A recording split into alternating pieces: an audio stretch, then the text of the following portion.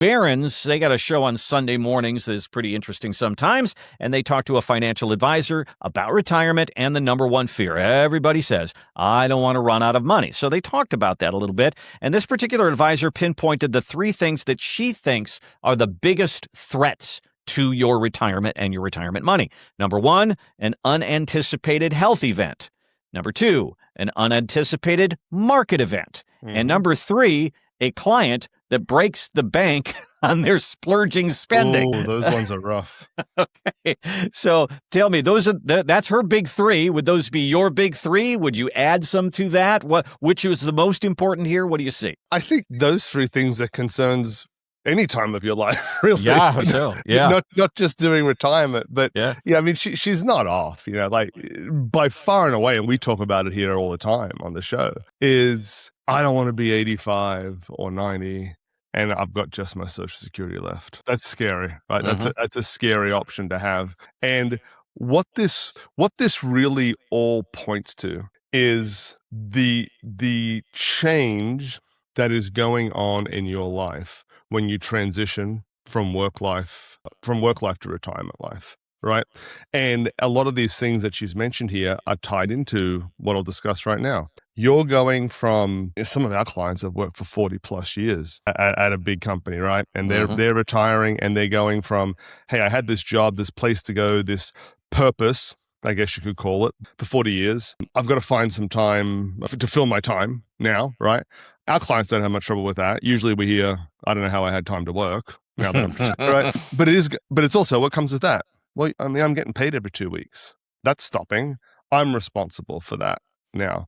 I didn't have to worry about my healthcare. I had that through my job. Well, I've got to figure out what the right options are with that now. So it's what she's highlighting is the complexities that change in your life with retirement, and she's spot on. And so we always talk about market risk and we talk about healthcare risk. This interests me, though. Clients that splurge and they break the budget on their spending. We're supposed to go into our first 5 years of retirement and just go out there and go have some fun because we are going to slow down as people as we get into our retirement. Have you had clients that have come to you and said, Jay, I want to buy a $25,000 watch, or I want to go around the world cruise and it's going to take 90 days and it's going to cost $100,000 for the both of us? We're doing it. And well, usually when they know it's something that I'm going to say you should think about, they just do it and then come and talk to me after.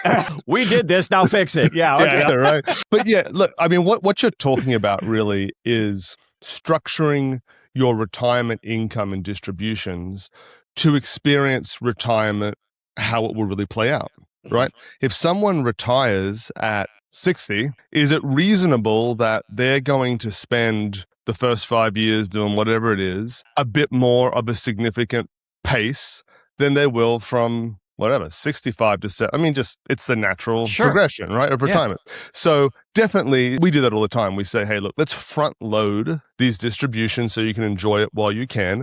Not stupidly, not so you run out of money later, but let's just structure this with what you've got, right? Now, that is different to setting expectations of retirement income that are not realistic. And let me dive into that a little bit, right? We have people that come to us that they want to retire so badly. They don't want to go to their job anymore.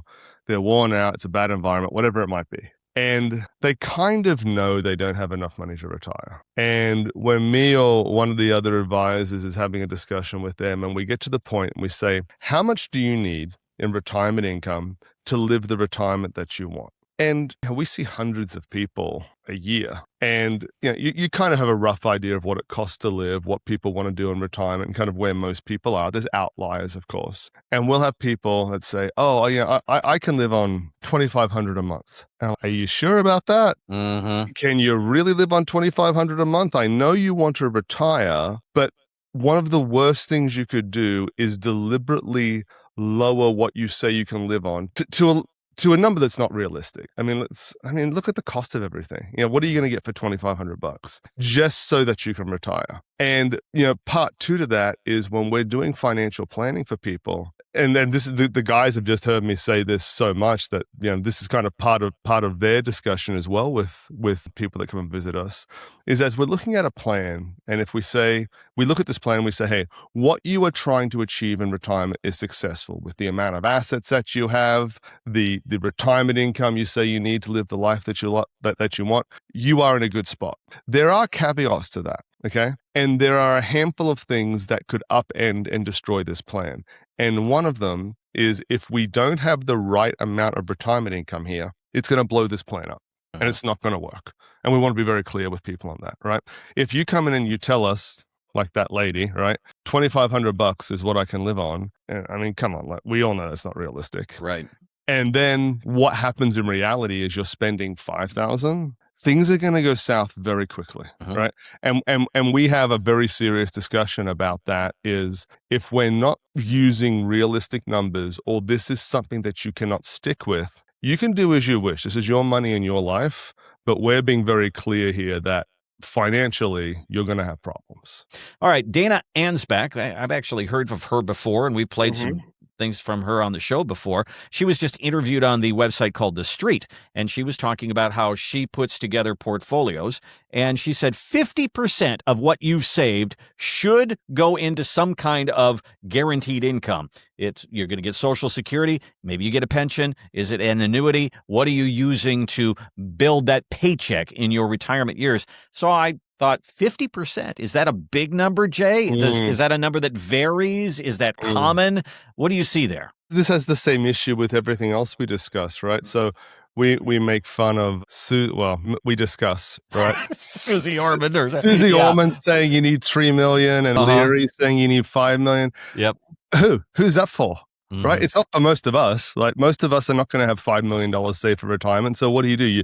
You work till you drop dead. Well, that's not a solution for most people. So it's the same with this in a way. 50% of someone who's saved, let's go with O'Leary's number, 50% of somebody who's saved $5 million, you should be putting $2.5 million of that into an annuity? I wouldn't be doing that if it was me, right? Right. So who is this information for? You got to be looking at what are my numbers? How much of an aggressive or conservative investor am I? What other stream of incomes do I have coming in? What sort of risks do I feel comfortable with? What keeps me awake at night? That's how your investments should be set up. If we're talking about pensions, we're talking about Social Security, whatever it is, they're all annuities, right? Most people aren't aware of that, right? But they're all annuities. Annuities, it's a stream of income that will pay for the rest of your life. And most people are against them because they're used to the aggressive, hey, grow this money. That's kind of the mindset.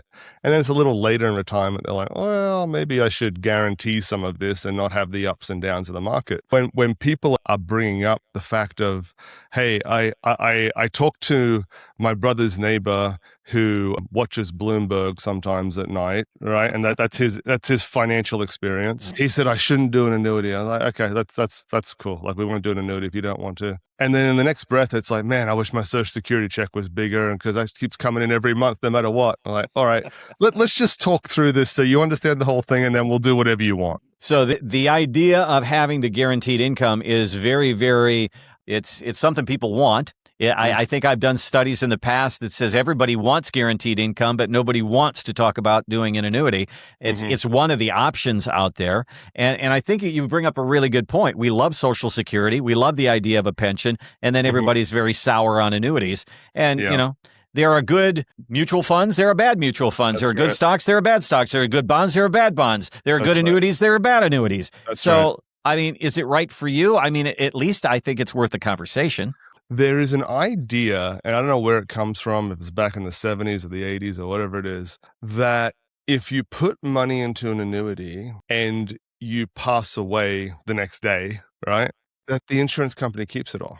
And it's like, well, like, even my mom has been like, she's she's kind of further along. I won't say how old she is. She's further along in her retirement journey. Let's just say that, right? Okay. And she was just like, well, like I don't want to be in the markets too much, and we wish I had something that was more guaranteed. And I mentioned that to her, like, no, I'm not doing that. Like, I get one payment, and the annuity company keeps everything. I was like, yeah, that's not how it works. Yeah.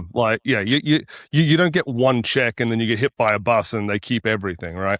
And so, annuities still may not be the right decision for some people, but it's important to get educated on the pros and cons, because there's cons just like everything else, right? Nothing's perfect. But if the concern is they keep everything, if I get hit by a bus the day after I do it, that shouldn't be stopping you. Get that one off the table right now. All right. Well, if you have something against it and somebody looks at you and says why, and you can't answer the question, exactly right. There you go. Exactly. You're listening to Clear Skies Retirement with Jay Kirkwood at Secure Financial Management. Online, it is retire210.com. There on the website, you're going to see Jay's book, Wall Street's Game. You can download one of the chapters of that. And if you come in for an appointment, we'll give you a copy of that. It kind of give you an idea of what's going on out there and some of the things you need to watch out for when it comes to sitting down and doing your retirement planning.